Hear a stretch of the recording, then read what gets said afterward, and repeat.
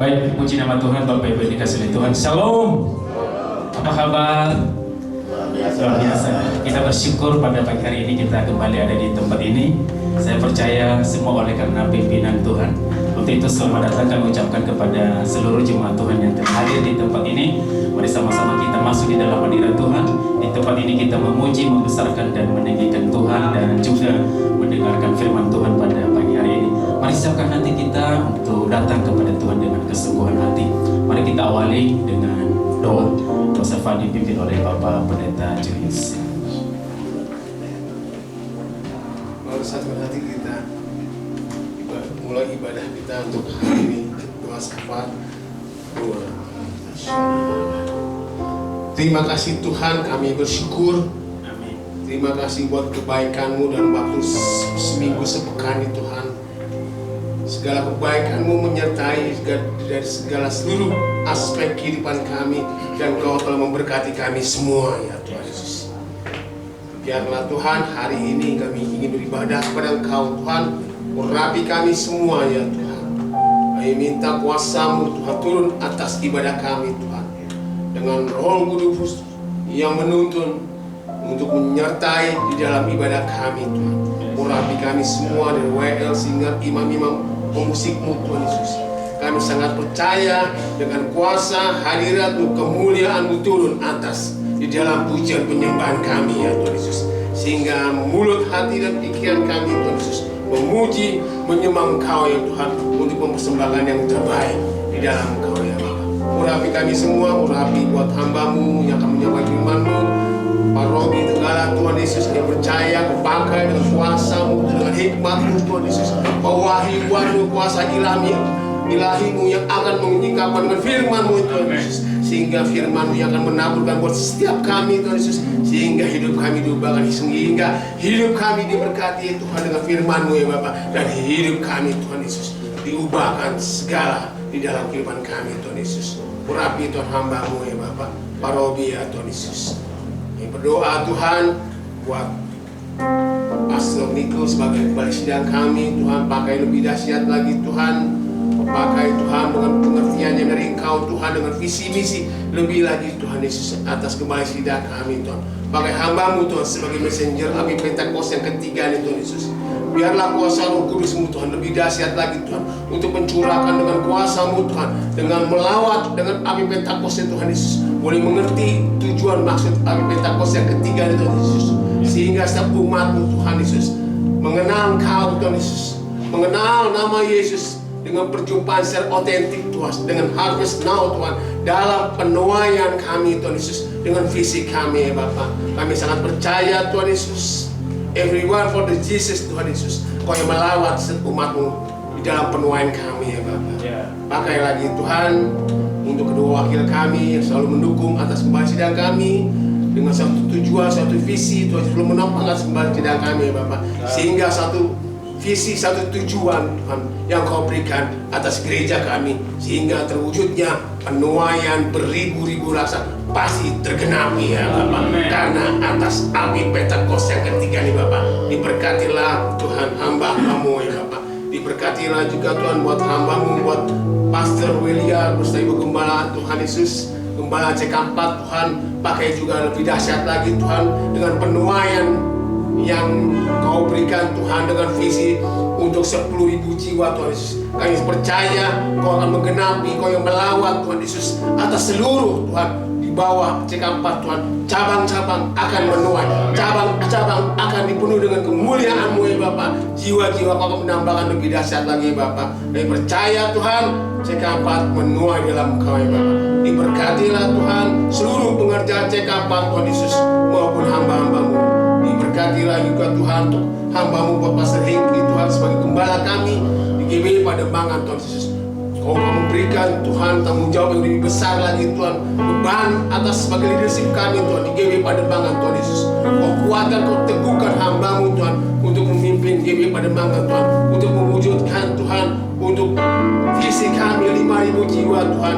Kami minta belas kasih-Mu Tuhan Yesus, 50 Tuhan per month Tuhan, jiwa-jiwa Tuhan masuk dalam penuaian pelayan kami Tuhan Yesus. Untuk di gerejamu ya Bapa, kami hanya minta belas kasih-Mu Tuhan. Kau yang melawat seluruh yang ada di domisili, yang ada di Pademangan Tuhan, Pademangan Barat, Pademangan Timur, seluruh Raja Wali Sunter dilawat oleh Engkau Tuhan Yesus. Api Pentakosta Tuhan Yesus yang akan Tuhan Yesus menggerakkan Tuhan hati setiap jiwa-jiwa Tuhan Yesus bergerak Tuhan untuk melangkah, untuk beribadah pada Engkau ya Bapa. Kami percaya Tuhan penuaian terjadi, apa sudah terjadi Tuhan Yesus. Everyone for Jesus akan terjadi di GP Pademangan Tuhan Yesus. Berkati ya Bapa. Terima kasih Bapa, berkati hamba-Mu Pastor Regi, Kau berkati keluarga besarnya, Kau berkati gembala kami, Kau berkati setiap anak-anaknya Tuhan dalam pekerjaan Tuhan Yesus. Segala usaha apapun Tuhan yang dikerjakan di dalam Kau Tuhan memberkati, Tuhan yang akan melindungi, Tuhan yang akan menyertai di dalam kehidupan depan, di dalam nama Tuhan Yesus Bapa.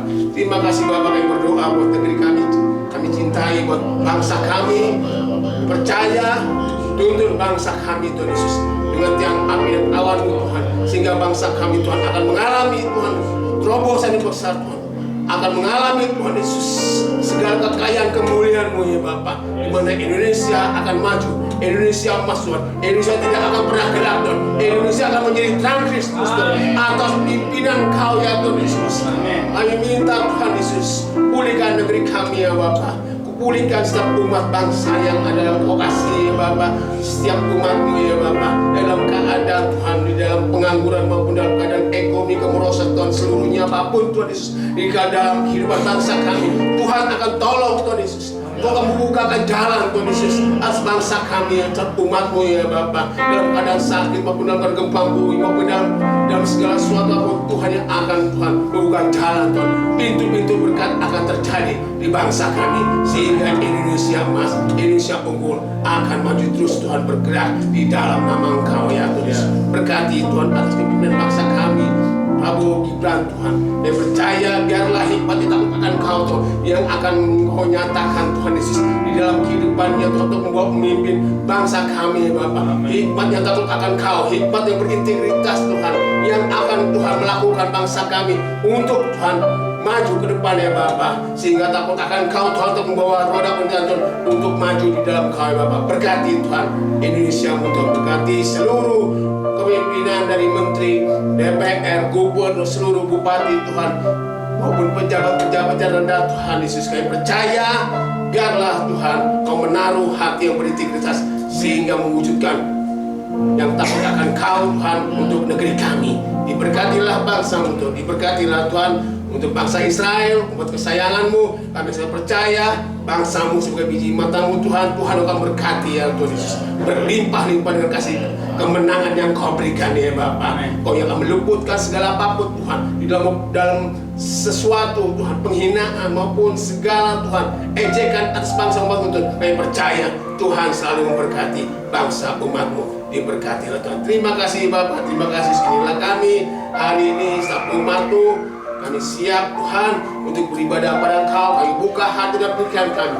Kami akan terfokus kepada Engkau Tuhan Yesus, untuk membawa korban syukur di hadapan-Mu Tuhan. Kami butuh kekudusan-Mu Tuhan, melayaki Tuhan Yesus segala roh jiwa tubuh kami, sehingga kami boleh berkenan di hadapan-Mu Tuhan Yesus dalam ibadah kami. Di dalam nama Tuhan Yesus kami mengucap syukur. Haleluya. Amin. Mari kita sama-sama menyaksikan tayangan.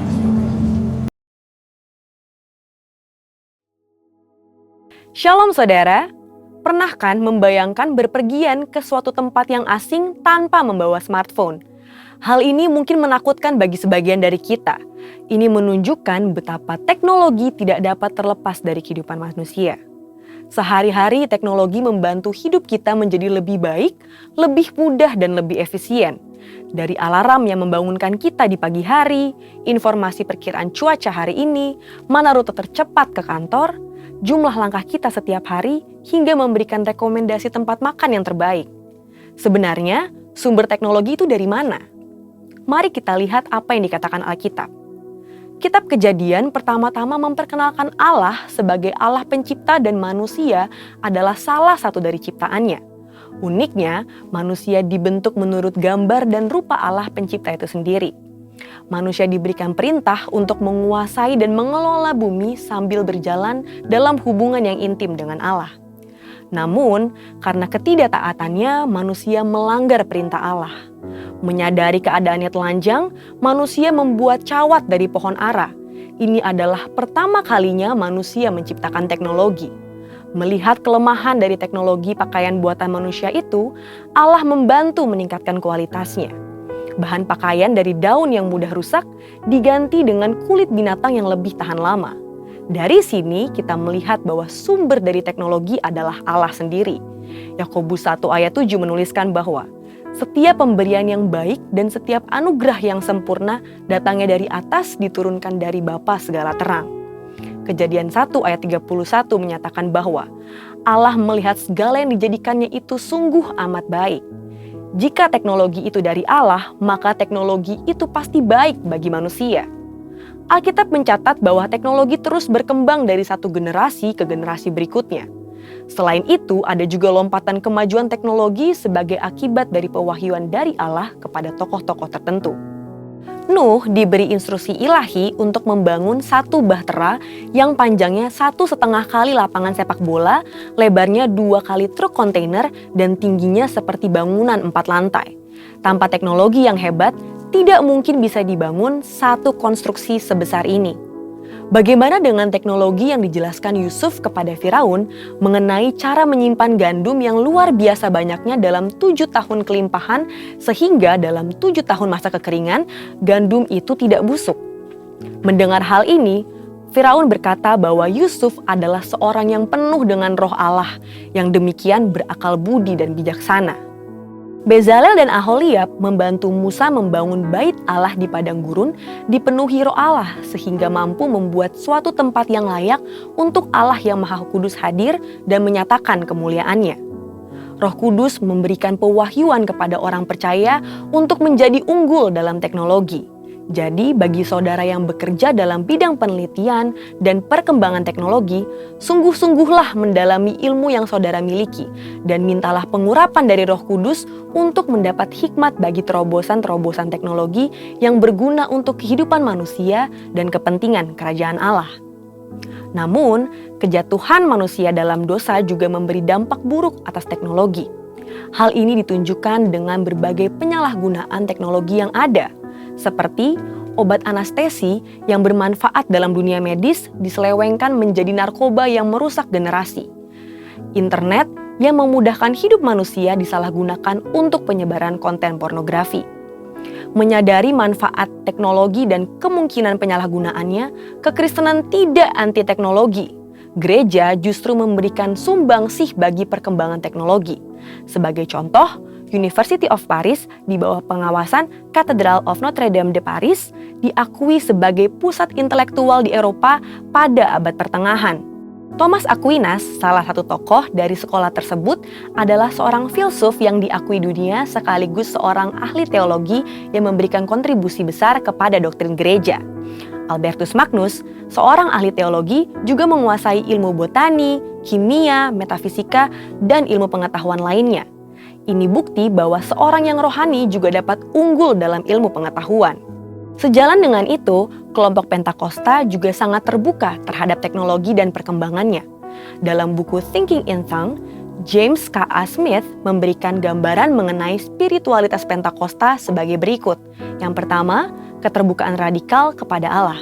Dalam hal teknologi, kelompok Pentakosta terbuka bagi kegerakan Roh Kudus dinyatakan melalui teknologi. Yang kedua, Roh Kudus dipercaya turut hadir dalam ciptaan Allah dan dalam ciptaan manusia. Yang ketiga, kelompok Pentakosta percaya bahwa tubuh dan dunia materi tidak jahat, sehingga penggunaan dan perkembangan teknologi untuk kemajuan dunia materi dianggap tidak salah selama diarahkan untuk kepentingan kerajaan Allah dan kebaikan umat manusia. Keempat, pengetahuan dapat bersumber dari perasaan dan pengalaman yang disampaikan dalam bentuk cerita atau narasi. Yang kelima, orientasi terhadap akhir zaman terkait dengan pekerjaan misi dan penegakan keadilan. Teknologi ditujukan untuk mendukung pekerjaan misi dan mewujudkan keadilan sosial dalam masyarakat. Teknologi penting dalam mendukung penggenapan amanat agung Tuhan Yesus. Di era Pentakosta ketiga ini, janganlah takut untuk memanfaatkan dan menjadi unggul dalam pengembangan teknologi yang ada untuk kepentingan kerajaan Allah. Dengan kuasa Roh Kudus dan dukungan teknologi, kiranya setiap kita dipakai Tuhan untuk menyelesaikan amanat agung Tuhan Yesus. Saudara, untuk penjelasan lebih lengkapnya dari tim teologi kami, silakan klik link yang ada di atas atau scan QR Code yang tersedia. Maranatha, Tuhan Yesus memberkati.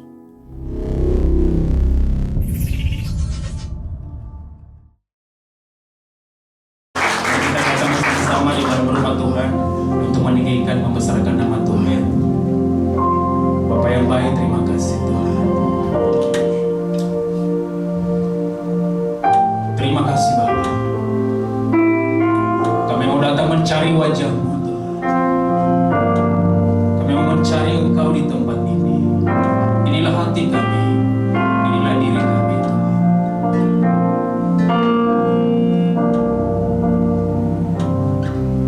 Ku cari wajah-Mu, temukan kasih-Mu.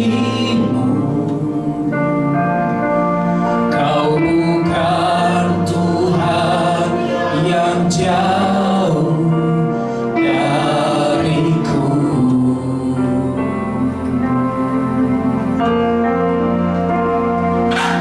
Ku panggil nama-Mu, ku dengar jawab-Mu. Kau Tuhan yang selalu dengar seruan hatiku.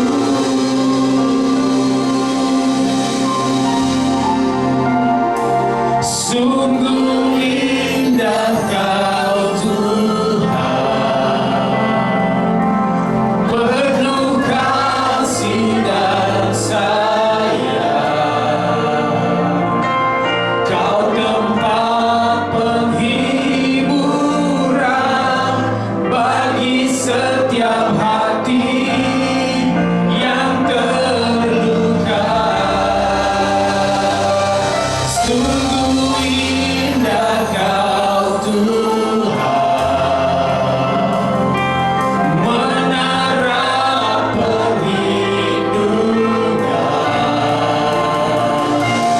Kau sumber kekuatan bagi semua orang yang membutuhkan. Sekali lagi berikan tepuk tangan buat Allah kita yang dahsyat dan katakan, ku cari wajah-Mu, temukan kasih-Mu, temukan kasih-Mu. Kau bukan Tuhan yang jauh dariku. Ku dengar, ku panggil nama-Mu, oh, ku dengar jawab-Mu. Kau Tuhan yang selalu dengar seruan hatiku. Sungguh indah Kau Tuhan,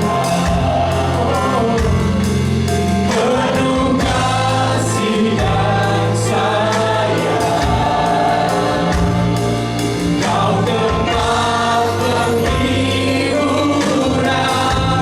bagi setiap hati yang terluka.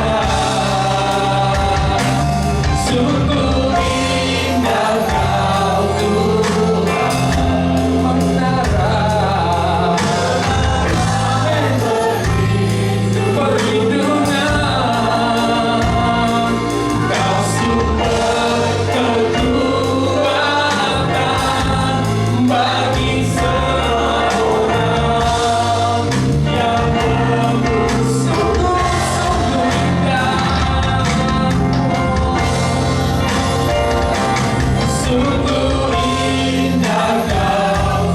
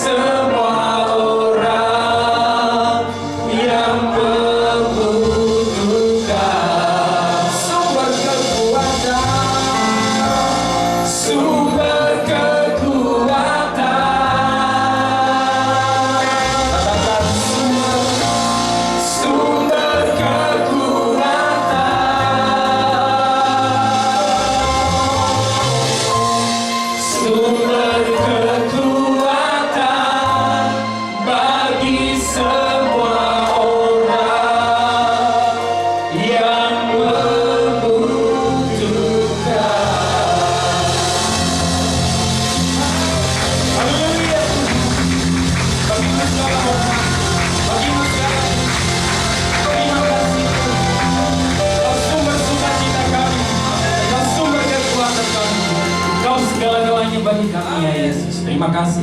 Kami memuji-Mu Tuhan. Dalam nama Yesus. Kami berdoa mengucap syukur. Haleluya. Sama-sama kita katakan.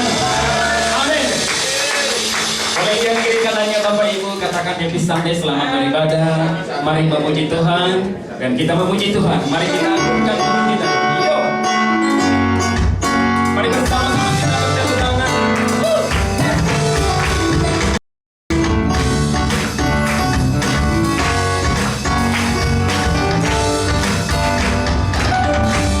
Katakan. Bagaikan air sirami tanah bersama sejuk menyegarkan bagai mentari bagai cahaya mentari hangat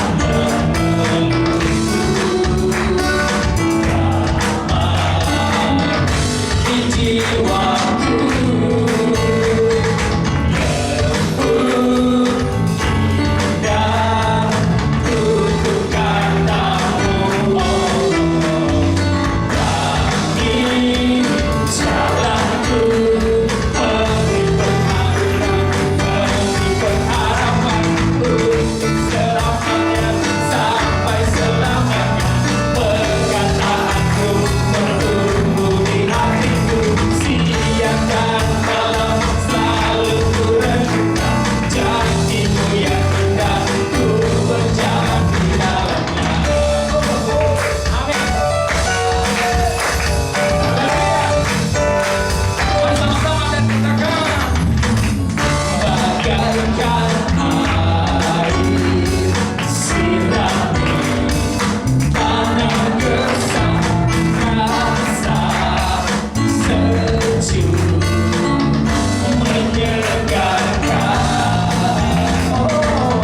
bagai cahaya mentari hangat memeluk damai di jiwaku lembut indah untuk katamu kami jalanku penuh hatiku penuh harapan untuk selamanya sampai selamanya perkataanmu bertumbuh di hatiku siang dan malam selalu ku renungkan janjimu yang indah ku berjalan di dalamnya. Amin. Mari kita bersama.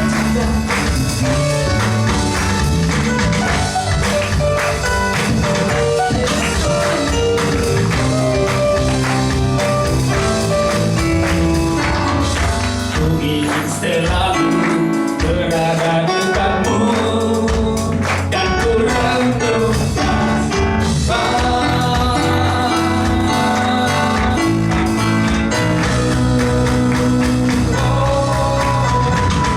untuk selamanya sampai selamanya perkataanmu bertumbuh dikatakan siang dan malam selalu ku renungkan janjimu yang indah ku berjalan untuk selamanya sampai selamanya perkataanmu bertumbuh di hatiku siang dan malam selalu ku renungkan janjimu yang indah ku berjalan di dalamnya. Amin. Haleluya.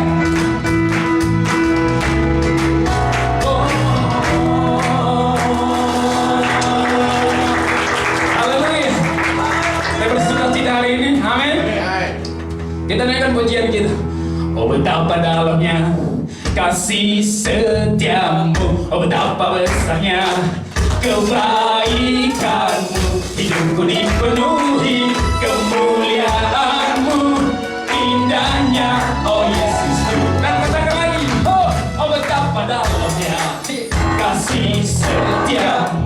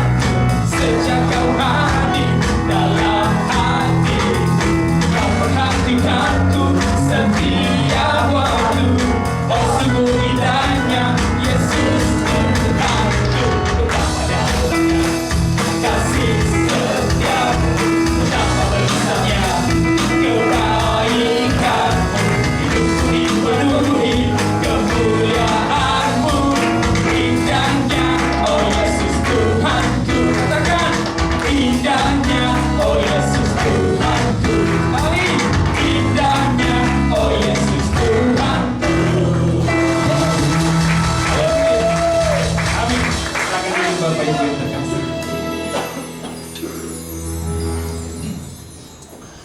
Kita mau dengarkan firman Tuhan, kita mau datang ke kaki Tuhan pada hari ini Tuhan. Terima kasih ya Bapa. Berkali-kali Engkau menolong kami. Tak terbatas, tak terhitung. Betapa indahnya Engkau. Indahnya Engkau Tuhan. Tak bisa diukur, sebesar, setinggi, sedalam, selebar apapun. Kami tahu Engkau menolong kami. Kami mau datang Tuhan. Terima kasih. Oh, terima kasih. Terima kasih. Meskipun Tuhan tak menolongku, meskipun duri dalam dagingku, ku tetap memilih untuk percaya dan mengucap syukur.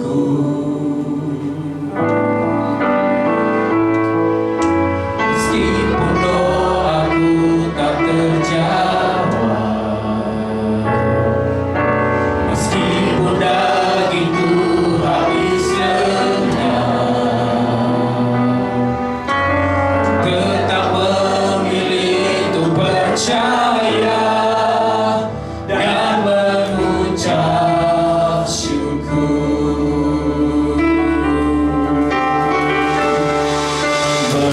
Berkali-kali Kau menolong, berkali-kali Kau kuatkan. Dalam rasa sakit Engkau ada, Yesus setia.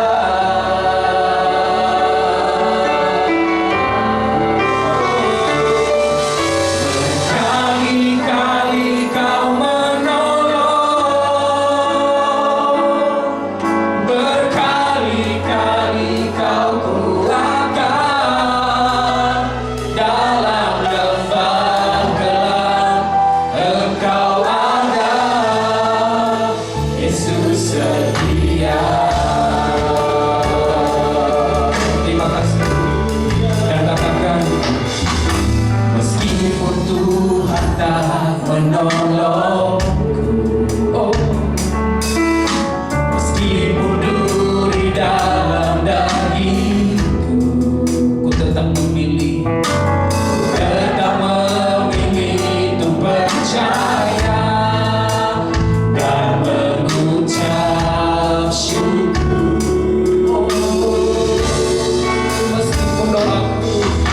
Meskipun doaku tak terjawab,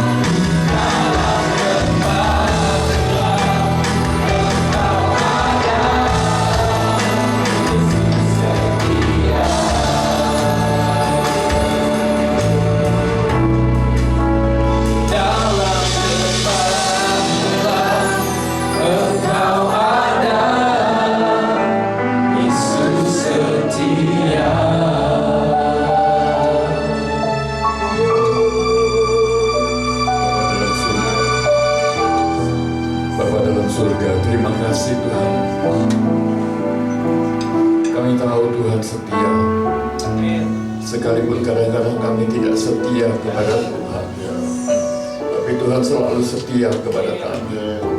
Terima kasih Tuhan. Terima kasih Tuhan. Terima kasih buat punya Tuhan yang setia sepanjang hidup kami. Terima kasih Tuhan. Terima kasih Tuhan. Terima kasih Tuhan. Orang masyarakat, orang masyarakat,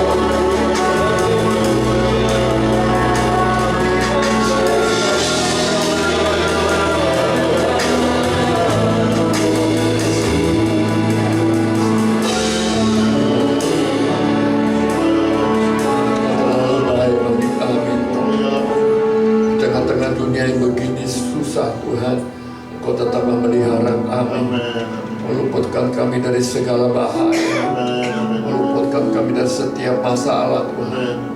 Pemeliharaan Tuhan sempurna atas hidup kami. Pagi ini kami ada di hadapan Tuhan, itu adalah bukti pemeliharaan Tuhan atas hidup kami, sempurna adanya. Terima kasih Tuhan, kami mau siapkan hati kami untuk mendengarkan pesan-pesan-Mu Tuhan.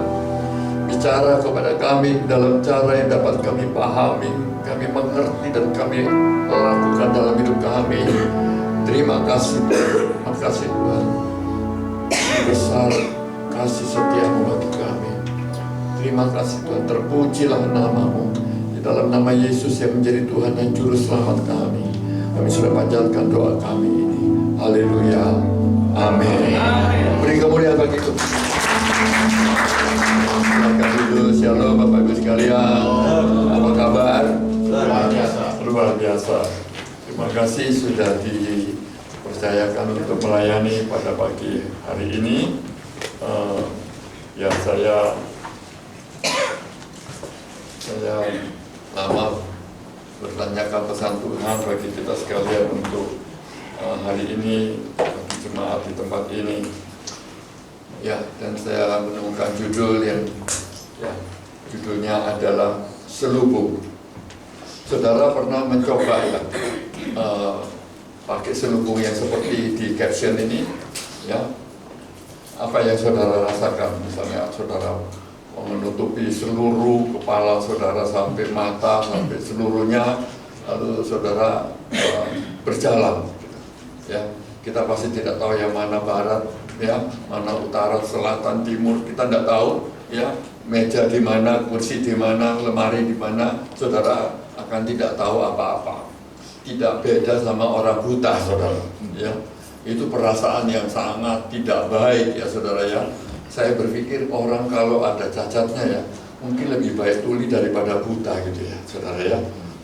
Tapi buta itu adalah sesuatu yang ketidaksanggupan yang paling parah menurut saya, ya. Karena kita tidak bisa tahu apa yang akan kita hadapi di ke depan ini. Nah, saudara, waktu saya kecil, ya, saya tinggal di satu kota namanya Kota Pasuruan. Itu 60 km di sebelah timur Surabaya. Itu Kota Pantura, saudara, ya. Dan papa saya ini kami dulu belum dalam Tuhan. Saya bukan orang Kristen dari lahir, dan papa saya ini punya kenalan satu, ya, Chinese, ya, namanya Niki, jadi saya panggil Om Niki.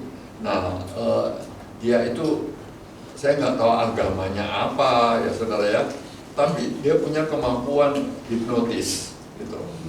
Jadi kadang-kadang dia bikin pertunjukan di dalam kota Pasuruan itu free of charge gitu ya saudara ya. Apa yang dia lakukan saudara? Dia memakai selubung seperti ini ya, berlapis-lapis ya, pasti tidak bisa lihat secara mata jasmani, tapi dia bisa nyetir sepeda motor keliling kota. Dia tahu di mana perempatan, di mana belok kiri, di mana belok kanan, saudara ya. Dan kita semua terheran-heran. Tapi saya tahu saudara ya, sebelum pertunjukan itu dia berpuasa ya. Dia hanya makan nasi putih, air putih, dan seterusnya, ya. Jadi ada unsur kebatinannya, ada unsur mistisnya gitu ya. Dan saya pikir sudah pasti mata dia tidak mungkin kalau mata jasmani ya. Dia taruh tangannya di depan gini dan dia bisa melihat apa di depan gitu. Itu saya percaya roh-roh yang dia pelihara itulah yang memberi tuntunan kepada dia sampai dia tidak nabrak. Begitu ya saudara ya. Saya lihat dia saudara, saya was-was terus, jangan nanti dia nabrak, dia kan tidak bisa lihat dia. Saya masih kecil, saya tidak mengerti itu ilmu-ilmu begitu ya. Tapi hari ini ketika saya flashback, saya ingat ya, nostalgia gitu. Oh, dia pelihara roh-roh yang menuntut dia. Nah saudara, kita ini orang Kristen ini ya saudara ya, agak susah ya saudara ya untuk saya paling susah kalau mau ngajar tentang iman, karena iman itu percaya penuh kepada sesuatu yang tidak bisa kita lihat ya saudara ya. Jadi ini paling susah gitu. Bagaimana ikut Tuhan yang tidak bisa kita lihat ya. Nah saudara, ya memang bagaimana Tuhan Allah itu roh adanya gitu ya saudara ya. Itu satu kenyataan yang tidak bisa kita hindari ya. Lalu kita harus percaya seperti dia ada di depan kita ya saudara ya, eksis, nyata, real ya saudara ya. Dan bagaimana caranya kita bisa percaya sampai sebegitu jauhnya, sebegitu nyatanya, sedangkan kita tidak bisa lihat. Di zaman perjanjian lama saudara, Allah datang bukan di dalam peri yang bagaimana saudara ya. Dia datang di dalam api, belerang, gempa bumi, badai ya saudara ya. Dan Israel selalu takut kalau Allah datang ya saudara ya. Dan mereka menjauh ya saudara ya. Satu-satunya orang yang masih berani bertahan yaitulah Musa ya. Dan saudara, tapi Musa adalah pemuka Israel, dia yang paling di depan lah ya saudara ya. Satu-satunya dari seluruh bangsa ini yang masih berani berurusan dengan Tuhan, yang begitu menakutkan ya. Nah saudara, tapi Musa juga orang yang sangat dikasihi oleh Tuhan, dan Musa tahu bahwa Allah mengasihi dia. Dan sampai pada satu hari saudara ya, Musa sedang tidak punya urusan, sedang tidak punya permintaan, sedang tidak punya masalah ya, tapi dia membangun hubungannya sama Tuhan ya saudara. Dan kemudian karena nggak ada apa yang mau dia omongin ya saudara, dan satu kali Musa bilang, Tuhan boleh nggak aku lihat wajahmu ya saudara ya. Anda pasti pernah dengar cerita itu ya. Dan saudara, dan kemudian Tuhan bilang, engkau tidak bisa melihat ya, kecuali nanti akhirnya engkau akan mati ya saudara ya. Tapi apa yang paling maksimum yang kau bisa lihat daripadaku, kamu sembunyi di sebuah ceruk, aku akan lewat. Ketika aku sudah lewat, kau ngintip keluar dan kau akan melihat bagian belakangku ya saudara ya. Itu penampakan Tuhan tertinggi ya. Oleh hari itu menurut saya nabi tertinggi dari umat tertinggi di dalam dunia ini. The highest, paling top, sudah sampai ke situ saja gitu ya. Nah saudara, saya ingin saudara kita melihat satu ayat next ya saudara ya, yang ada di dalam 1 Raja-Raja 19 ayat 13a. Segera sesudah Elia mendengarnya, ia menyelubungi mukanya dengan jubahnya, lalu pergi keluar dan berdiri di pintu gua itu. Saya percaya saudara tahu, ini adalah ujung dari sebuah kisah, ya. Elia baru saja, ya, menyelesaikan menghabisi 450 nabi Baal, ya. Lalu kemudian saudara Isabel marah, dan Isabel bersumpah untuk menghabisi dia dalam hari itu juga, dalam waktu 24 jam. Elia gentar, lalu dia lari menyeberang pada gurun, dan kemudian tiba di Berseba, lalu dia Horeb, ya saudara, ya. Dia transit Berseba dan kemudian pergi ke Horeb, saudara, dan kemudian Tuhan mengunjungi dia. Saya senang lihat ini saudara, frasa ini.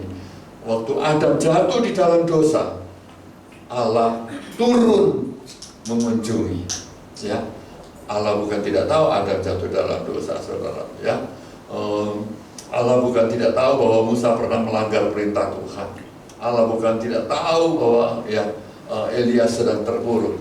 Allah tahu, saudara, ya. Kita aja yang kadang-kadang berpikir Allah nggak tahu, tapi sebetulnya Allah tahu, ya saudara, ya. Nah saudara, dalam peristiwa ini, dalam event ini, Elia kemudian saudara menantikan Tuhan, dan tiba-tiba ada satu badai yang bisa menggoncangkan gunung, ya saudara, ya, menggoncangkan gunung, dan wah, luar biasa. Dan orang awam pasti berpikir ini pasti Tuhan yang datang, ya. Tapi tidak, saudara, ya. Dia datang dari dalam angin yang kencang sekali, tapi satu hari kemudian, tidak lama kemudian ada angin sepoi-sepoi, dan Elia tahu ini Tuhan yang datang di dalam angin yang sepoi-sepoi. Beda dengan pengalaman Musa, saudara. Musa tidak pernah dapat angin sepoi-sepoi, yang ada semak belukar yang terbakar, ya saudara, ya, dan sebagainya. Nah saudara, dan Elia begitu dia tahu bahwa Allah menghampiri dia, saudara, apa yang dia lakukan?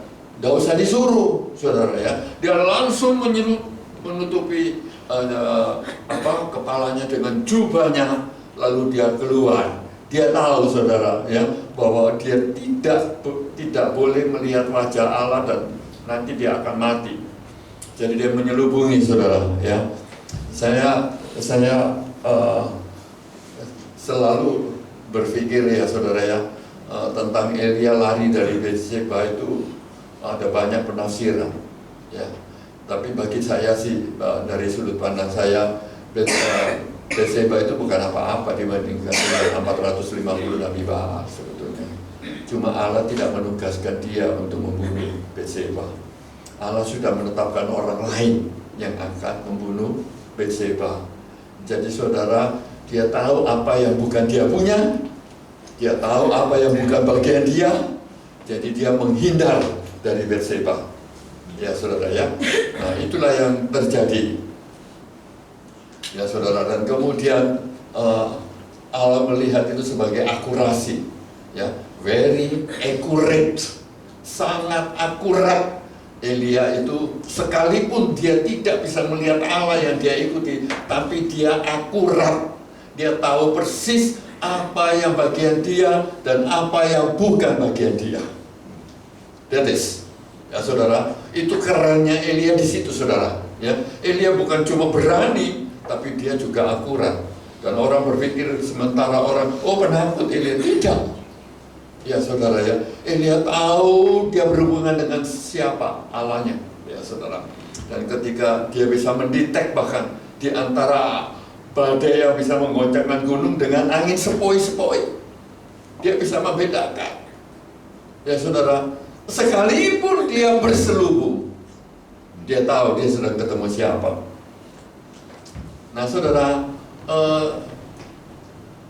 tapi bagi orang yang tidak seperti Elia, punya Yahweh seperti itu repot, susah, ya saudara, ya. Tidak semua orang Israel seperti Elia masalahnya, ya saudara. Jadi mereka harus ada satu perantara, Musa, Elia, nabi-nabi, hakim-hakim, ya saudara, untuk dengar suara Tuhan. Nah saudara, itu perjanjian lama. Di perjanjian baru ada satu kurun waktu yang istimewa saudara. Ya, di sepanjang dari Kejadian sampai Wahyu ada satu ceruk yang luar biasa saudara. 3,5 tahun Allah kita ada di tengah-tengah umatnya secara jasmani. Anda bisa pegang, Anda bisa ajak ngopi, Anda bisa apa saja saudara ya sama dia saudara ya. Allah begitu real, tapi masalahnya saudara sayang sekali, hanya 3,5 tahun. Betul nggak saudara ya? Itu paling keren saudara di sepanjang sejarah manusia saudara. Setelah itu balik lagi, Yesus naik ke surga, dia kirim Allah pribadi yang lain yang tidak bisa kelihatan lagi saudara. Balik lagi kita seperti perjanjian lama, kita mengikuti Allah yang tidak bisa kita lihat, ya saudara ya. Nah di sini saya mau bilang kepada saudara ya, kalau keadaan hidup kita dunia ini baik-baik saja, mungkin tidak masalah kalau kita ikut Allah yang tidak bisa kita lihat. Tapi masalahnya dunia ini tidak baik-baik saja dan makin tidak baik-baik, ya saudara ya. Anda bisa lihat saudara, hari-hari ini bencana alam dan korupsi, ya saudara ya. Dan kalau baca internet itu saudara, berita-berita itu orang hanya alasan yang sepele aja ya, orang dipelototin bisa bunuh orang saudara ya. Jadi terlalu banyak hal ya saudara, yang dulu tidak ada sekarang jadi ada. Dulu orang korupsi 1 miliar, wah satu dunia bingung. Sekarang 1.000 triliun ya saudara ya, dan orang cuma biasa-biasa aja ya. Jadi saudara, dunia sedang menuju kepada kerusakannya yang makin lama dan makin rusak. Dan kita tidak bisa ngungsi saudara.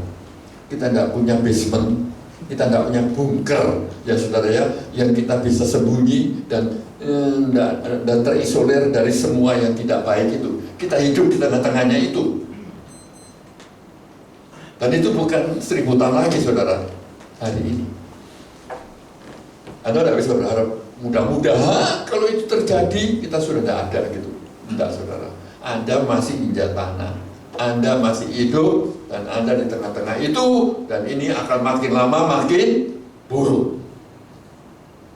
Dan kita ikut Tuhan yang tidak bisa kita lihat.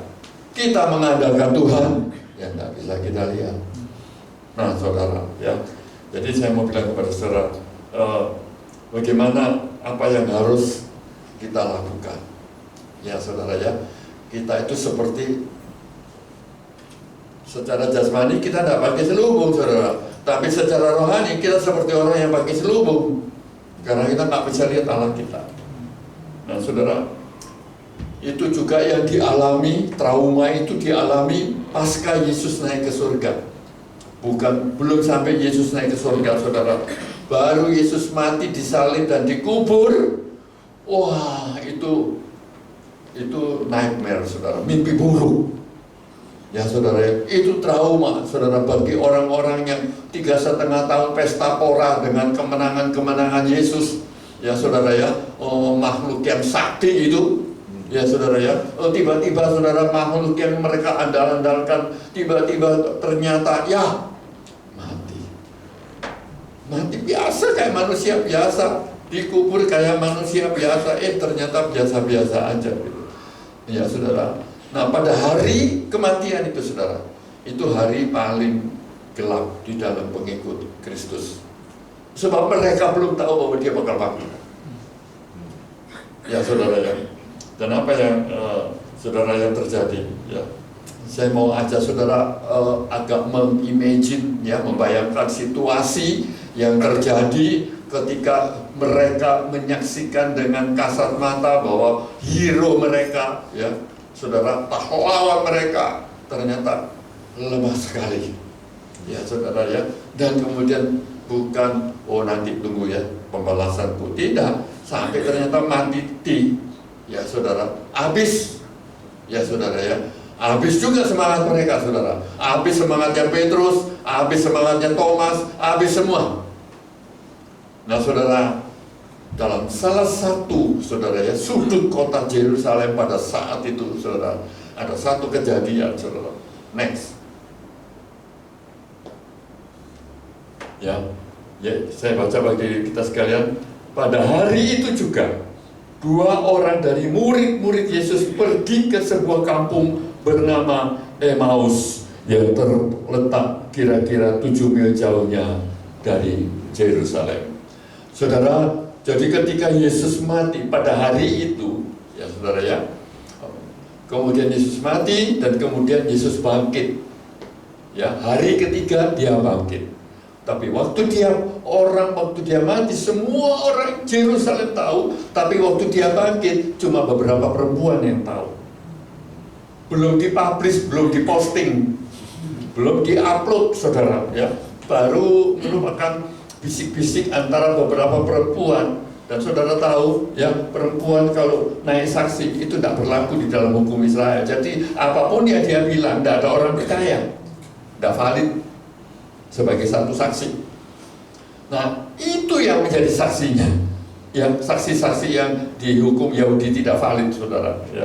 Dan kemudian saudara, jadi tidak ada banyak orang yang tahu. Jadi katakan saudara, sementara orang cuma tahu dia mati, tapi tidak tahu orang dia bangkit.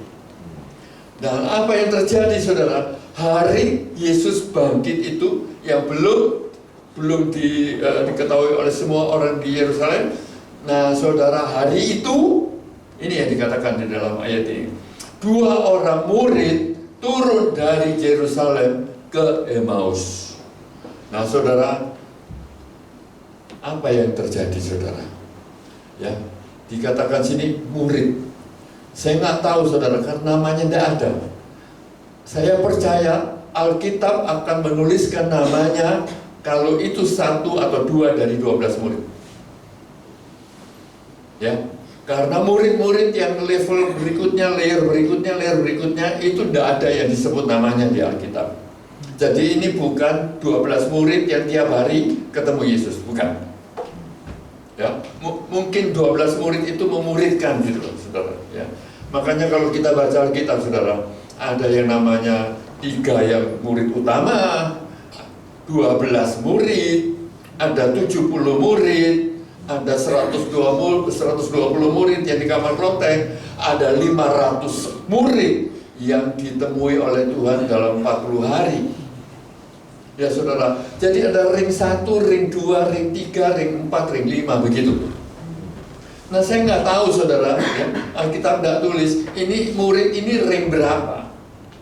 Tapi oh saudara, kalau namanya tidak disebut berarti kaitannya langsung sama Tuhan Yesus, kayaknya tidak. Ya saudara ya, dia mungkin dimuridkan oleh murid. Jadi saudara, dia tidak terlalu tahu siapa Yesus. Jadi waktu akhirnya dia dengar Yesus mati, mereka pikirannya cuma satu saudara, lari. Ya, oh mereka bilang, wah bahaya ini, bahaya. Ya, kemarin kita sudah musuhi orang-orang Parisi, ya, ahli Taurat, ya, kita sudah bombardir mereka, kita sudah euforia. Ya, sekarang tiba-tiba Yesus mati, pembalasan akan datang dari pihak mereka dan kita yang kena.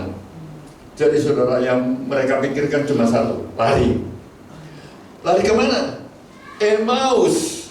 Emmaus itu saudara, ya, Anda bayangkan saudara ya, Yerusalem itu di perbukitan Sion.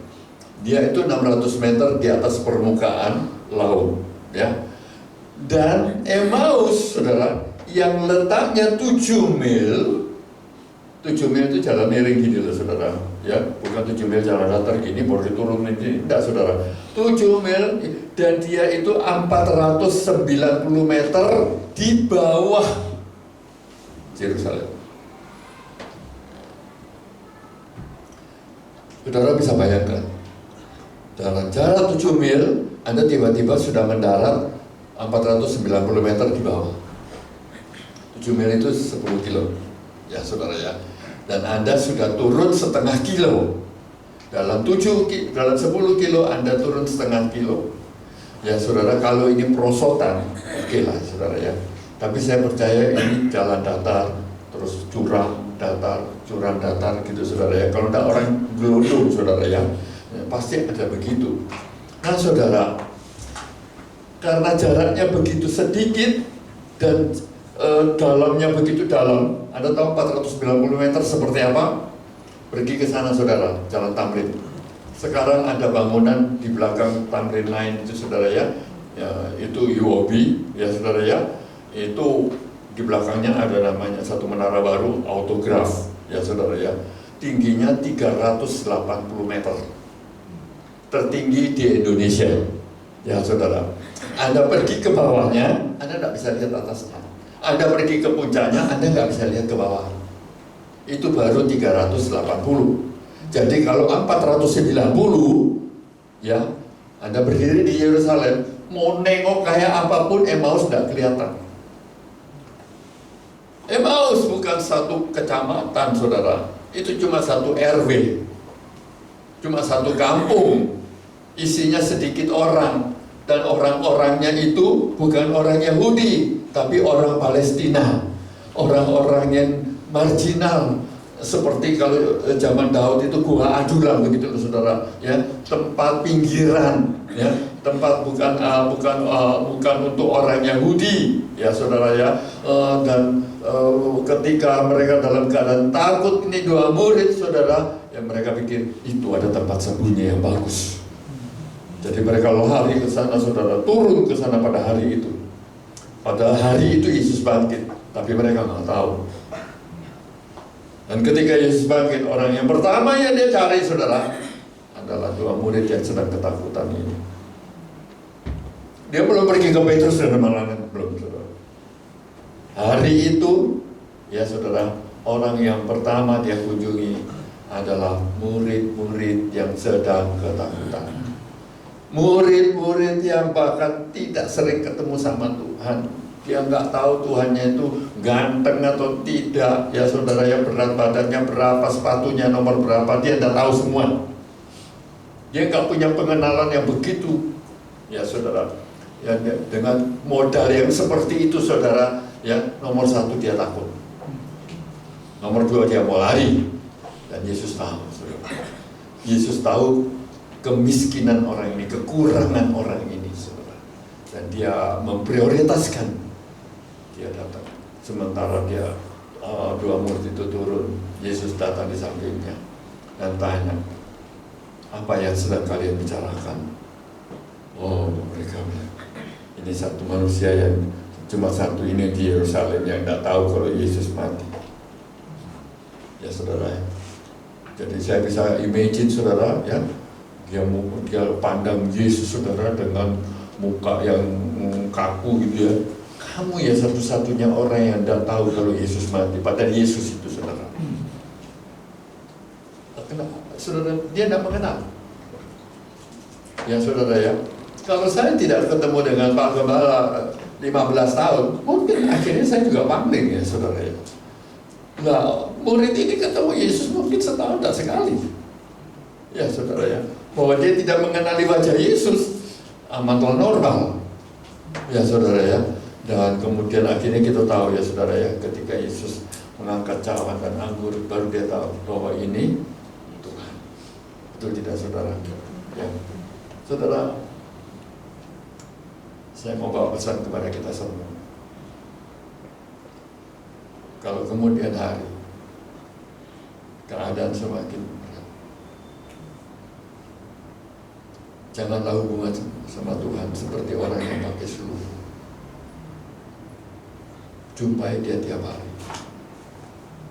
dekati dia tiap hari, supaya engkau lebih mengenal dia, dan engkau tahu bahwa hati Tuhan adalah bagi orang-orang yang sedang ketakutan, yang sedang khawatir, yang sedang tertekan, yang ada di situ. Ya saudara ya, saya mau bilang, ini sangat sangat penting untuk kita tahu ya. Jadi saudara, tapi pergi bersama dengan Allah yang tidak bisa kita lihat secara kasat mata. Itu sama, tidak mudah, ya saudara ya. Next.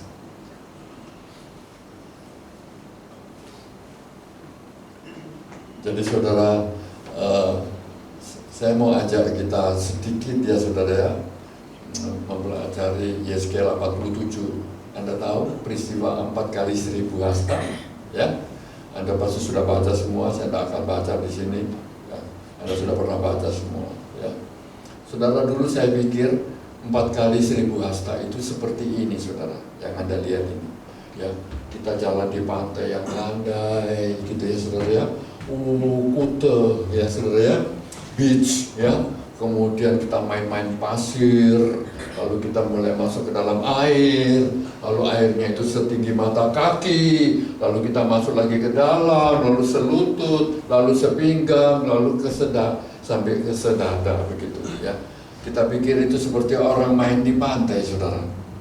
Ya, memang Roh Kudus itu lemah lembut dan rendah hati. Ya, Dia menawari kita step by step. Ya, mau tidak kita tenggelam di dalam Dia? Ya. Air itu bayangan Roh Kudus, ya saudara ya. Dan saudara, pasal 47 ini, 2 pasal sebelumnya saudara, 45 dan 46, itu Roh Allah yang sama mengantar Yeskiel untuk keliling di seluruh bait Allah itu, ya, memperlihatkan perabot-perabot di dalam bait Allah, ya, fungsinya apa, dipakainya kapan, cara pakainya bagaimana, itu semua diajarkan. Dan ketika semua sudah selesai, tour the tabernacle, ya saudara, kemudian Yeskiel dibawa oleh Roh Allah pergi ke pintu timur tabernacle. Itu adalah pintu masuk, main gate. Kalau saudara masuk mall itu lobi utama, ya saudara ya, berhadapan langsung dengan ruang Maha Kudus, ya saudara. Jadi saudara, dari situlah perjalanan bersama dengan Roh Kudus dimulai oleh Yeskiel, ya saudara. Kamu udah lihat semua ini, ya. Ini semua adalah apa yang kamu lakukan bersama-sama dengan seluruh jemaat Israel. Tapi hari ini setelah itu, aku akan menuntun kamu untuk satu perjalanan yang pribadi dengan aku. Itu Roh Allah, ya saudara. Amatlah sangat persis kalau saya bilang, saudara, ketika kita di sini ibadah, kita nyanyi sama-sama, dengan firman sama-sama, doa sama-sama, oke. Tapi begitu kita keluar dari pintu itu, cuma Anda dengan Tuhan yang berjalan bersama-sama. Itulah titiknya, saudara. Sebentar engkau akan keluar dari situ, dan engkau tidak dengan Pak Gembala. Pak Gembala tidak antar kau sampai di rumah, tidak. Ya saudara, kita semua akan melakukan perjalanan kita sendiri-sendiri, dan hanya Tuhan yang ada di samping kita. Dalam hal ini adalah Roh Kudus. Dan Roh Kudus akan menawari kita, mau tidak berjalan bersama dengan aku. Dan saudara, dan dia akan menawarkan pelan-pelan, ya saudara, semata kaki, selutut, sepinggang, dan sedada. Saudara, dulu saya berpikir itu perjalanan yang sangat landai, tapi ternyata tidak, saudara. Setelah saya baca, ya saudara ya, ternyata sungai yang dia itu, aliran air itu ternyata hulu dari sebuah sungai yang muaranya di Laut Mati. Ya saudara, next. Ya saudara, itu loh saudara tanda panah itu, ya, dari Bukit Sion sampai ke Laut Mati. Nah saudara, dari Bukit Sion sampai ke Laut Mati itu 32 km. Bukan 4.000 hasta, bukan saudara. 4 kali 1.000 hasta bukan keseluruhan sungai itu, bukan. 4 kali 1.000 hasta itu cuma 1.800 meter. Tidak sampai 2 kilo, saudara. Sisanya 30 kilo, Anda nggak tahu. Alkitab nggak bilang apa-apa. Kayak kosong gitu, saudara. Kayak blank spot begitu. Tapi tahu-tahu Alkitab bilang muaranya. Nah, muaranya, saudara. Nah, ini yang saya mau bilang kepada saudara. kita semua ini di sini belajar bagaimana hidup bersama Roh Kudus. Anda ikut kom dan sebagainya, Anda dapat pertemuan doa, apa segala macam, saudara. Kita belajar bersama-sama. Bekal itu kita akan praktekkan dalam hidup kita. Tapi saudara, Anda tidak bisa manja sama Tuhan. Pada satu titik, saudara, ketika pembelajaran Roh Kudus itu, sekolah Roh Kudus itu, sekolah rohani itu sudah sampai ke puncaknya, air sudah setinggi dada, Anda akan harus tiba pada keputusan mau menyerah penuh kepada Tuhan atau tetap ged. Karena saudara, ketika air setinggi dada, Anda masih bisa nginjak dasar sungai. Anda masih bisa menolak semua apa yang ada. Anda bisa kembali, Anda bisa minggir, Anda bisa balik, saudara. Ya, tapi Yeskel memutuskan, dan ini teladan bagi kita. Dia melepaskan kakinya, dia melepaskan pendiriannya, ya saudara. Jadi memutuskan untuk menghanyutkan dirinya mengikuti arus. Nah saudara, ini yang tidak dibicarakan di dalam Alkitab. Ya, apa yang terjadi setelah 4000 hasta sampai Muara? Itu saudara, next, Anda bisa lihat medannya seperti itu, saudara. Seperti itu. Ya, jadi saudara, itu Bukit Sion itu 600 meter di atas permukaan laut, dan Laut Mati itu 400 meter di bawah permukaan laut. Jadi beda ketinggiannya itu 1000 meter. Tadi Emmaus saudara 490, ini 1000 meter, ya saudara. Dan airnya itu saudara sebentar datar, sebentar curam, seperti jeram-jeram begitu saudara, ya. Jadi Anda bisa bayangkan, ya saudara ya, Yeskiel bagaimana nasibnya. Oh saudara, dia terombang-ambing, nabrak batu, nabrak pohon, nabrak apa saja saudara, jatuh ke banting saudara, ya. Tapi dia percaya saudara, bahwa dia ada di dalam tangan Tuhan. That is the point, ya saudara. Oh takut, ya ngeri-ngeri sedap, ya saudara ya. Tapi ingat saudara ya, kalau nanti Tuhan bawa kita dalam satu perjalanan, Tuhan menyekolahkan kita sampai kita bisa percaya dengan sepenuh hati kita air setinggi dada, ya saudara, maka Allah akan menguji itu. Dan ketika ujian itu datang, ya, jangan pernah takut lagi sama Tuhan. Jangan pernah takut sama keadaan. Jangan pernah takut sama bahaya, ya, sebab kita sudah menyerahkan hidup kita kepada Tuhan. Anda memang tidak bisa melihat seperti orang yang pakai selubung, tapi dia ada di situ, tapi dia nyata di situ. Dan saudara, akan ada orang yang minggir gara-gara ini. Akan ada orang yang gentar gara-gara ini. Tapi kalau Anda tidak gentar, kalau Anda menang, Anda berhasil, dan Anda sampai ke muara sungai, ya saudara. Next. Apa yang dikatakan saudara? Muara itu bagaimana? Ya saudara, di situ dikatakan ya, bahwa sehingga kemana saja sungai itu mengalir, segala makhluk hidup yang berkeriapan di sana akan hidup. Ikan-ikan akan menjadi sangat banyak, sebab kemana saja air itu sampai, air laut di situ menjadi tawar. Dan kemana saja sungai itu mengalir, semuanya di sana hidup. Ini perkataan aneh. Kenapa saudara? Karena di Laut Mati, muara sungai ini, itu airnya saudara, kadar garamnya 47%. Tidak ada satu cacing, tidak ada satu amuba bisa hidup saudara. Tapi dikatakan saudara, di muara sungai ini,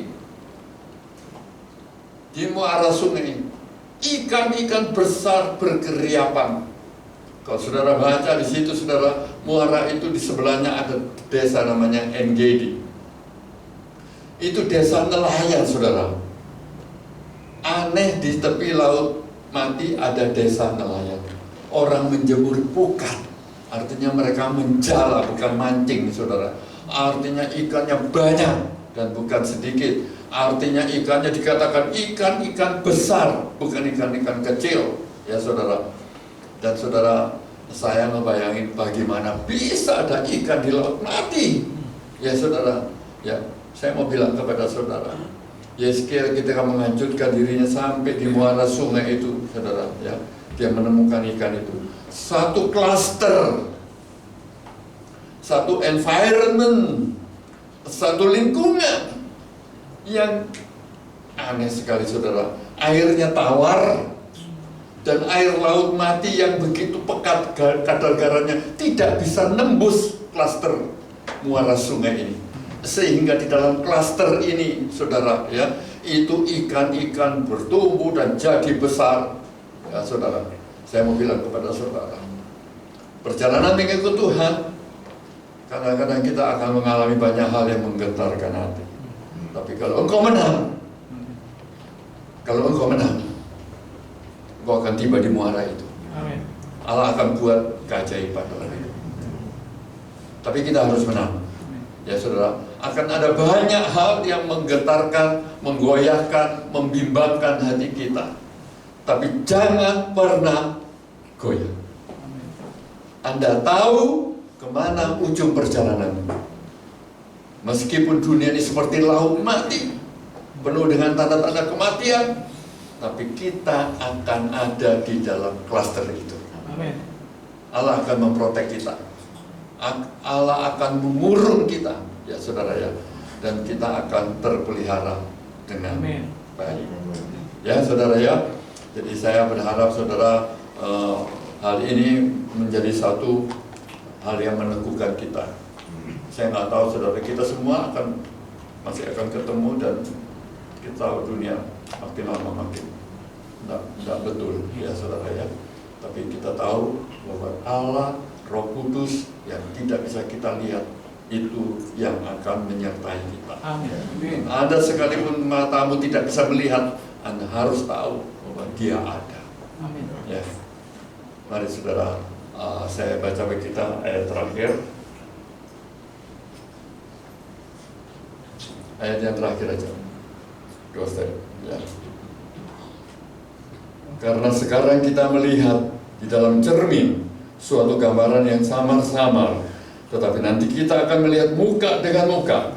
Sekarang aku hanya mengenal dengan tidak sempurna, tetapi nanti aku akan mengenal dengan sempurna seperti aku sendiri dikenal.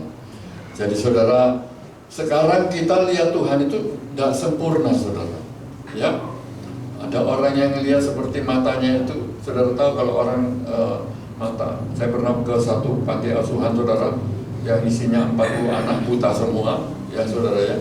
Lalu kepala panti asuhan bilang gini, yang ini buta 15% Pak, yang ini buta 50%, yang ini tinggal 10% yang bisa lihat. Jadi buta itu tidak hitam putih begitu saudara, 0-100 tidak. Ya, buta itu saudara ada gradasinya, ya saudara. Ada yang kayak orang katarak samar-samar begitu, ada yang sama sekali memang gelap, ya saudara ya. Jadi saya mau bilang saudara, kita semua itu seperti itu. Kita tidak sempurna, kita nggak bisa lihat Allah muka dengan muka, ya. Tapi biarlah mata hati kita makin lama makin melihat Tuhan kita, ya saudara ya. Tidak akan sempurna sampai nanti di dalam kerajaan Allah, tapi kita harus menuju ke sana. Anda tidak, saya nggak berani garansi Anda bisa melihat Allah muka dengan muka. Saya nggak ada garansi untuk itu saudara. Tapi saya ada anjuran kepada saudara bahwa hidup makin dekat kepada Tuhan. Engkau akan melihat Tuhan 5%, 10%, 15%, 20% dan seterusnya.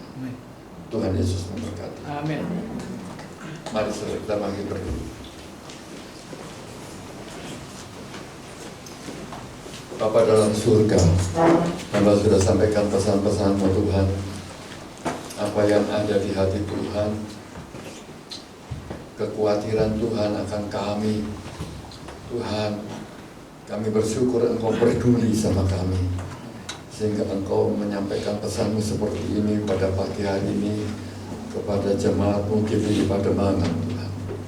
Hamba percaya GPI Pademangan, jemaatnya ada di dalam hati Tuhan, ada di dalam perhatian Tuhan, pengamatan Tuhan, pembelaan Tuhan, pendampingan Tuhan.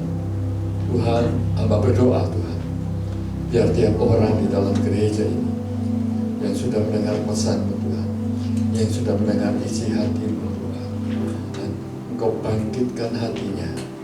Makin hari kami melihat dunia makin buruk, dan makin hari kami makin membutuhkan Tuhan. Kami semakin membutuhkan Tuhan, dan Tuhan yang bisa kami peroleh kalau kami bangun hubungan kami dengan betul di dalam hidup doa, kehidupan doa kami. Tuhan, hamba berdoa Tuhan, supaya roh doa itu turun atas jemaat. Engkau akan membuat mereka haus dan lapar akan Engkau Tuhan, mengejar Engkau di dalam hidup mereka, mengejar hadirat Tuhan, menginginkan hadirat Tuhan lebih daripada sebelumnya Tuhan. Tuhan, kami mau hidup melekat sama Tuhan. Kami mau hidup melekat sama Tuhan. Kami mau hidup melekat sama Tuhan.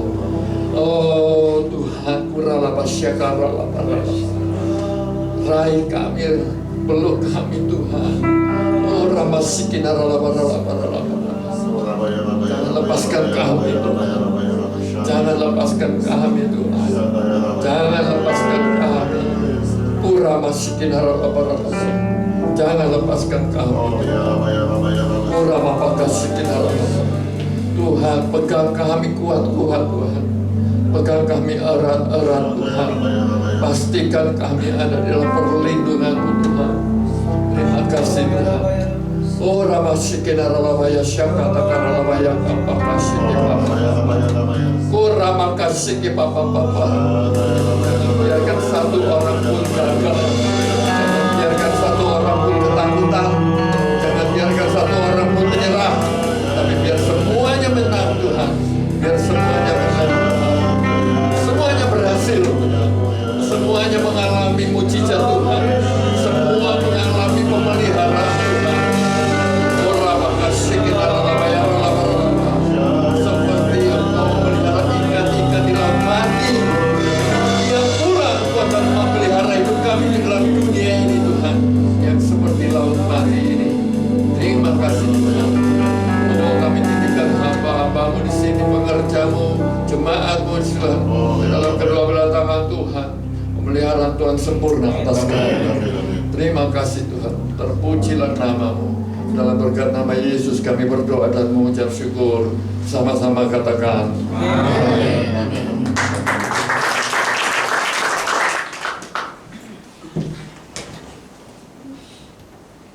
Ya, silakan duduk Bapak Ibu dalam Tuhan Yesus.